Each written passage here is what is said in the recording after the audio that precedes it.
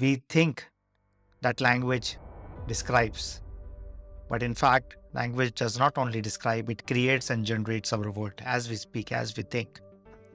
If you reflect, we all grow up with the definition of life, work, success, what is allowed to do, what is permitted for us, what is not.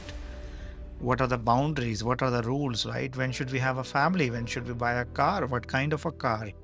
How many kids? Everything is kind of decided for us. And I want to see that all of these definitions are made up. They're not real. They're not real in the physical sense. They are all made up by somebody. And there is nothing wrong with that. But living within the walls, within the definitions that others have created is a very limited life.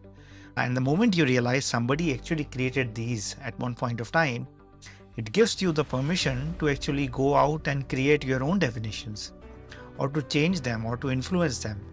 Right? It is your life. At least live the life you want. At least live the definitions of success, work, family, what is allowed or not, to the one you want, rather than one which has been created the way around. To give you a few examples, right? Every time you said yes and no.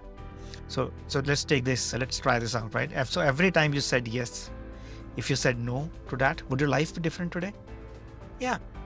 So yes and no are not just describing life, you're actually creating your future one way or the other when you say yes and no. Right? So you're creating the future. Your future changes every time you say yes and no. How does a country get created? If somebody declares that independence or a creation of a new country, right? If you see from the space, there are no countries, there is just land. Where are all the countries? It's only in the language that we have created the borders, we have created those boundaries which are not real. There are no countries in this world, then no countries are real. Similarly, where do companies come into existence? Right? Every company, when you register a company for the first time, you give an application and then that becomes a declaration, that creates a company. When do you become an employee of a company?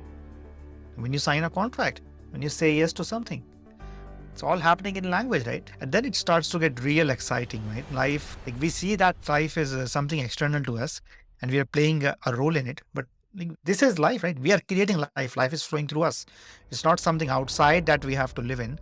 We are creating life, and if we are not happy, if the life that we found ourselves is in not the way that we want it, then we can choose to change it. Isn't that what leadership is? To create a life, to create a future that you want.